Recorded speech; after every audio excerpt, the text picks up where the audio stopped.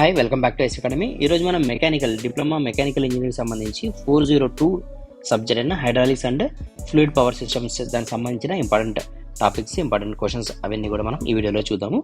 So first మన syllabus తీసుకుంటే టోటల్గా 5 యూనిట్స్ అయితే ఉన్నాయి. Fluid statics, fluid dynamics, flow through pipes, తర్వాత hydraulic machinery and fluid power systems, ఇది మనకున్న సిలబస్. దీంట్లో మనం వెయిటేజ్ తీసుకుంటే కనుక మనకి ఫ్లూయిడ్ సిస్టమ్, స్టాటిక్స్, డైనమిక్స్ ఇక్కడైతే మనకి వెయిటేజ్ ప్రకారం అయితే ఉంది. టోటల్ 110 మార్క్స్కి. ఓకేనా. సరే, యూనిట్ వైజ్గా మన ఇంపార్టెంట్ టాపిక్స్ అయితే ఒకసారి చూద్దాము. ఫ్లూయిడ్ స్టాటిక్స్ తీసుకుంటే కనుక మనకి వెయిటేజ్ ఎంత అంటే 16 మార్క్స్ అయితే వెయిటేజ్ ఉంది. ఆ 16 మార్క్స్తో మనకి 10 మార్క్స్ ఎస్ఏ క్వశ్చన్ ఒకటి, 2 షార్ట్ ఆన్సర్ క్వశ్చన్స్ అయితే మనకి ఇక్కడ అడగడం జరుగుతుంది. అంటే డెఫినేషన్స్ అడుగుతాడు, బేసిక్స్ కాబట్టి మనకు ఫ్లూయిడ్ డెఫినేషన్స్ అయితే అడుగుతాడు. Definitions of fluids and its properties అడుగుతాడు. డెన్సిటీ అంటే ఏంది, మాస్ బై వాల్యూమ్ అని, తర్వాత విస్కాసిటీ వేరే, వెలాసిటీ వేరే. మరి వెలాసిటీ అనుకున్నారు, వెలాసిటీ అంటే డిస్టెన్స్ బెటర్, విస్కాసిటీ అంటే రెసిస్టెన్స్ టు ఫ్లో అన్నట్లుగా. తర్వాత సర్ఫేస్ టెన్షన్ అంటే ఏమి, తర్వాత ఇక్కడ క్యాపిలారిటీ అంటే ఏమి, తర్వాత కాన్కేవ్ అంటే ఏమి, కాన్వెక్స్ అంటే ఏమి. సో ఇవన్నీ కూడా మనకి ఇక్కడైతే వస్తాయి. కాన్కేవ్, కాన్వెక్స్ ఎక్కడ వస్తాయంటే మనకు అడెసివ్నెస్, కోహెసివ్నెస్ ప్రాపర్టీస్ ఉన్నాయి కదా, అక్కడ మనకైతే మనం ఇవి మనం చదువుతాం ఆ ఏరియాలో. ఓకే. అదేవిధంగా పాస్కల్స్ లా కావచ్చు, ఇట్స్ అప్లికేషన్స్ ఎక్కడ యూజ్ చేస్తాం మనం పాస్కల్స్లా.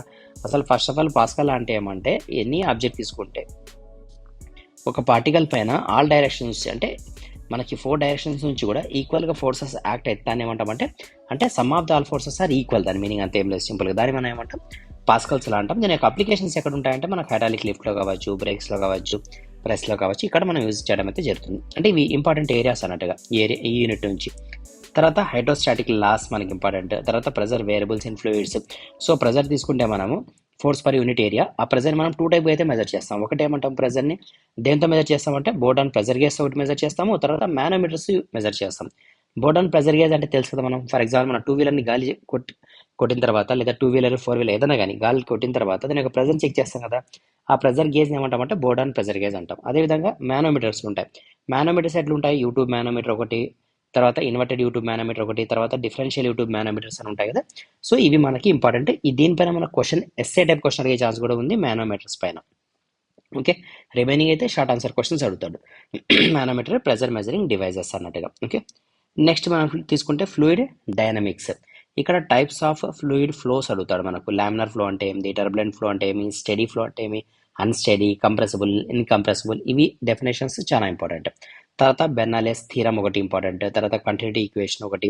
తర్వాత ఎనర్జీ లాసెస్ అంటే మేజర్ లాసెస్ ఏమి ఉంటాయి మనకు, మైనర్ లాసెస్ తెలుసు కదా మనకు. మేజర్ లాసెస్ సడన్ ఎంట్రీ అని ఒకటి, సడన్ ఎగ్జిట్ అని ఒకటి, సడన్ కాంట్రాక్షన్ ఒకటి, సడన్ ఎన్లార్జ్మెంట్ ఒకటి, ఇలా డిఫరెంట్ కేసెస్ అయితే ఉంటాయి. తర్వాత కంటిన్యూటీ ఈక్వేషన్ మనకు తెలుసు కదా. కంటిన్యూటీ ఈక్వేషన్ అంటే Q1 = Q2, so A1V1 = A2V2 continuity equation. అదేవిధంగా స్టడీ ఫ్లో ఎనర్జీ ఈక్వేషన్ ఒకటి వస్తుంది తెలుసా. Study flow equation P1V1 + V1² / 2G + Z1 = P2V2 + V2² / 2G + Z2. అంటే sum of the energies are equal to sum of the energies అంటే exit అన్నట్టుగా. Sum of the energies అంటే ఏమి, pressure energy కావచ్చు, kinetic energy కావచ్చు, potential energy కావచ్చు. ఈ 3 యొక్క సమ్ ఆఫ్ ఎనర్జీస్ ఇనిషియల్లో ఎంతైతే ఉంటాయో ఎగ్జిట్లో కూడా, అంటే ఎంట్రీలో ఎంత ఉంటాయో ఎగ్జిట్లో కూడా అంతే ఉంటాయనే బేసిక్ కాన్సెప్ట్ పైన మనం ఈ ప్రాబ్లమ్స్ అయితే సాల్వ్ చేయడం జరుగుతుంది. ఇక్కడ ఎనర్జీ లాసెస్ దీనిపైన మనకి ప్రాబ్లమ్స్ ఇంపార్టెంట్. కంటిన్యూటీ ఈక్వేషన్ పైన కూడా ప్రాబ్లం అడగచ్చు, బెర్నాలియస్ పైన కూడా ప్రాబ్లం అడిగే ఛాన్స్ అయితే మనకి ఇక్కడ ఉంది. ఓకే. తర్వాత ఫ్లో త్రూ పైప్స్ తీసుకుంటే మనకు 26 మార్క్స్ అయితే వెయిటేజ్ ఉన్నాయి. ఇది కూడా మనకు ప్రీవియస్ యూనిట్ కూడా మనకు 26 మార్క్స్. ఇది కూడా ఫ్లో త్రూ పైప్స్ కూడా మనకు 26 మార్క్స్. ఇక్కడ మనం ఏం నేర్చుకుంటాము, రెనాల్డ్స్ నంబర్ నేర్చుకుంటాము, తర్వాత డ్రేసీ-విస్బాచ్ ఈక్వేషన్ నేర్చుకుంటాము, తర్వాత హెగన్-పోలిస్ ఈక్వేషన్ నేర్చుకుంటాము, తర్వాత ఫ్రిక్షన్ ఫ్యాక్టర్, మూడ్స్ డయాగ్రాము, తర్వాత వాటర్ హ్యామర్ ఎఫెక్ట్ అనేది ఎక్కడ వస్తుంది, ఎందుకు వస్తుంది అంటే, ఒక పైప్లో బబుల్స్ ఉంటాయి. ఈ బబుల్స్ బ్లాస్ట్ కావడం వల్ల మనకి హ్యామరింగ్ సౌండ్ వస్తుంది, దాన్ని మనం వాటర్ హ్యామరింగ్ ఎఫెక్ట్ అంటాము. దీనివల్ల జరిగే కాజెస్ ఏమి, ఇవన్నీ మనం చూస్తాము. 26 మార్క్స్. ఎస్ఏ టైప్ క్వశ్చన్స్ 2 వస్తాయి, షార్ట్ ఆన్సర్ క్వశ్చన్స్ 2 వస్తాయి. ఇవి మనకి ఈ ఏరియాలో ఇంపార్టెంట్. సో ప్రాబ్లమ్స్ కూడా ఇక్కడ నుంచి మనకు వచ్చే ఛాన్సెస్ ఉన్నాయి. నెక్స్ట్ ఇయర్ తీసుకుంటే హైడ్రాలిక్ మిషనరీ తీసుకుంటే ఇక్కడ కూడా మనకు 26 మార్క్స్ అయితే వెయిటేజ్ ఉంది. ఇక్కడ టర్బైన్స్, దాని యొక్క classifications, impulse turbine, reaction turbine, working of Pelton wheel, Francis turbine, Kaplan turbine, diagrams చాలా ఇంపార్టెంట్. ఇవి 3 కూడా మస్ట్ అండ్ షుడ్గా డయాగ్రామ్స్ అయితే నేర్చుకోండి. Okay. Performance characteristics of turbines, efficiency ఎలా క్యాలిక్యులేట్ చేస్తాము, స్పెసిఫిక్ స్పీడ్ ఎలా క్యాలిక్యులేట్ చేస్తాము, యూనిట్ పవర్ అంటే ఏంది, ఈ డెఫినేషన్ ఫార్ములా కూడా చాలా ఇంపార్టెంట్.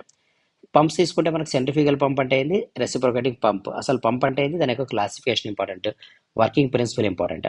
తర్వాత comparison of pump and turbine. Turbine అంటే ఏంది, పంప్ అంటే ఏంది అనేది మనకి డెఫినేషన్ అర్థం కావాలా, తర్వాత వాటి ఇద్దరి మధ్యలో ఉన్న డిఫరెన్సెస్ కూడా అర్థం కావాలా. 2 short answer question, 2 SA type question, 26 marks weightage.